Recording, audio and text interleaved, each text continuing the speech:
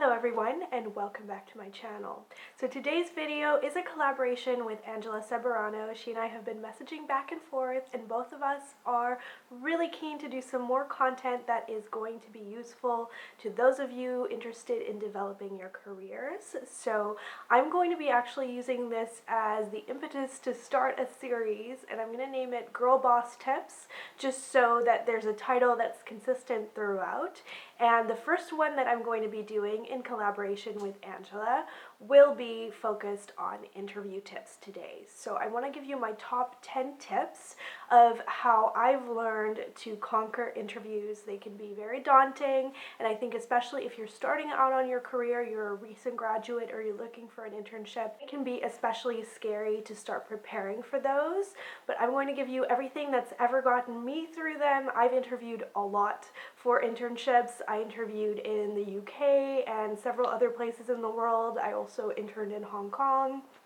And then after that, I had to find my first training position as a lawyer, which is called articling here in Canada, which is another daunting process involving dozens of interviews. So I've been through my fair share, and I would say that there's generally two types of interviews. The first is mostly personality-based. It's usually more informal. Often it can be even over something like lunch or coffee, but in any case, the focus of the conversation would be on yourself and your personality. A lot of the questions will be personality based, and they'll have to do with more what your internal response would be to certain situations. The second type of interview is more substantial, so it would have to do with challenging questions about the industry, or even a test or something like that, asking you questions more in depth about the particular field that you're looking to get into. Now, I sort of struggled a bit with that because how can you create a video addressing both? But then I remembered that when it comes to general preparation to make yourself feel ready for those interviews, I really prepare exactly the same way, and my tips are the same for either of those two situations. Now, with that said, let's get right into my top 10 tips for preparing for interviews. My first tip, probably the most important, is to do your research about the firm, company, or employer that you're applying to. This seems obvious, but I've seen a lot of people just kind of wing it and go based on things that they've prepared about themselves without actually doing adequate research for what they're applying for. You could essentially spend a lifetime researching who you're applying to, but here are some good tips. So for example, I have set up Google alerts about specific firms that I'm interested in well ahead of even applying for the firm so that I can educate myself about what they do. If you're dealing with a company, then you might look at doing things like researching their earnings, looking at their quarterly reports, and increasingly, both for firms and for companies, I would definitely look at any blog posts that have been written or articles that have been written. I would definitely make sure that you research articles that are written by the firm, but also articles that are written about them. So once you've done tip number one, that brings me to tip number two. And you won't always be able to do this, but often if you ask and you do a little bit of digging, it's pretty easy to find out who will be interviewing you or who the top level, for example, upper management or middle management that would be likely to interview you, and I would educate myself about those individuals. I've had a lot of success with this in particular in the legal fields. Lawyers are always very keen to talk about cases that they have worked on, and most cases, if recently decided, are published online, and so you can find them pretty easily, and it really works well to be able to discuss that case intelligently and ask questions about it. Anything relating to that is going to really put you in their best graces. The way to do that is to make sure that you understand exactly what they do and have researched that to the maximum that you're able to. If there are certain areas that you're not able to find information on, then that also forms a gold mine for the latter part of the interview, where they will generally ask you if you have any questions about them or about the workplace. Any kind of gaps that you found in your research will be particularly good areas to focus on for those questions.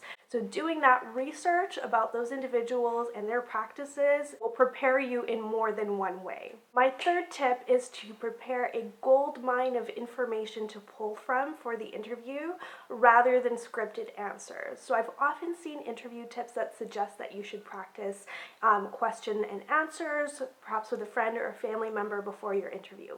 If that helps you to work on your diction, clarity, and manner, then I would really recommend that. But in terms of actually preparing your answers, I find that it's better to do your research and prepare certain talking points that you would like to hit on rather than specific answers. And the reason for that is that you don't want to sound scripted or over-rehearsed in your interview.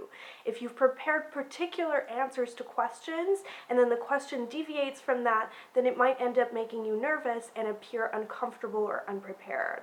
Instead, I think it's better to just generally educate yourself about the field that you're applying to so that you have intelligent answers to questions about the substance of what you would be doing in the job. So for example, if you have an interest in corporate law, you might want to prepare answers relating to your experience in certain areas of doing that. So for example, if you've interned before and you've worked on some closings, then you might want to have a few anecdotes about your experiences with that. Fourth tip is to craft your story like you would your resume. I find that all of us put a ton of work into our resume, making sure that it's properly proofread and really expresses all of the different areas of expertise and interest that you've built up over the years, as well, of course, as your education. It's interesting to me that a lot of people spend so much time crafting their resume to sound impressive and active, but then when they're asked about themselves, they tend to give really weak passive answers. So make sure that when you're asked questions about certain decisions that you made, for example, where you decided to go to university and why is a question that you can almost be guaranteed to be asked if it's an interview that's anywhere near your graduation date. Make sure that you have an interesting and compelling answer to that question so that it doesn't just sound like you chose the path of least resistance. My next tip I've already touched on, but that is the Q&A part of the interview. It's just as important as the rest of the interview, so make sure that you expect it, because I don't think that I've ever had an interview where I wasn't asked if I had any further questions or any questions about the job or the workplace. If you've had a great interview, it's likely that you might have some questions as a follow-up to a lot of the different things that you talked about during the conversation. I would make sure that one of your questions relates to the conversation you've just had, because it will portray to your employer that you were listening actively and interested in the conversation. As I said before, another one of your questions might be relating to the actual person that's interviewing you and their career or interests, and showing an interest in what is likely to be your future manager is always a good idea. A third question that's very frequently asked by interviewees would be something to do with community service or involvements of the firm or workplace. I would make sure that you relate it in some way to something that you are interested in, so that it seems like it's personal to you and something that you would enjoy doing and taking part in if you were hired. My next tip is basic, but it's more important than you think, especially if you are set up so that you have a lot of interviews that day or that week. That can often be the case, at least for the legal field, where you have one particular interview week where everything is crammed into you. Then I would say make sure that you organize a reasonable schedule for yourself so that you can be prompt and on time. This is really, really important because it's the first indication of professionalism that you get to portray to your future employer. My next tip is for you to prepare mentally for questions that will really challenge you. I found in the past few years those have really increased during interviews, and I encourage you to be ready for that. For example, you might very well be asked a question that is so advanced that it's very unlikely that you might have researched it or be aware of that problem in the first place. Questions like that shouldn't make you uncomfortable, but rather should be used as an opportunity to show off your reasoning skills. I was asked very in-depth questions about the securities industry for my current job that I didn't know the answer to because I had previously largely practiced in the corporate sphere rather than anything relating to investments.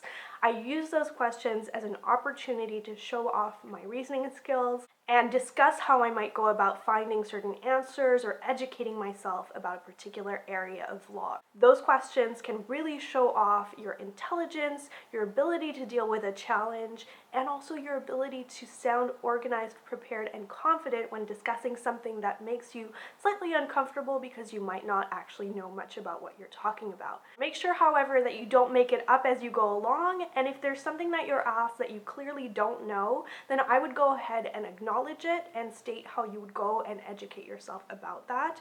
Old-fashioned as it may be, I think this still does have an important place in the interview process if you can make it happen. I always like to send a personalized thank you note. Make sure that it doesn't read as generic, or the individual may feel like you're copying and pasting this to everybody that you interviewed with. And an easy way to make that happen is to allude to a part of the conversation that you found particularly interesting, educational, or challenging, or even if you didn't for some reason get to ask one of your follow-up questions, maybe you ran out of time, then that is a great opportunity for you to do that as a follow-up and continue the conversation. And finally, of course, given the substance of my channel otherwise, I can't leave you today without giving you any tips about your appearance.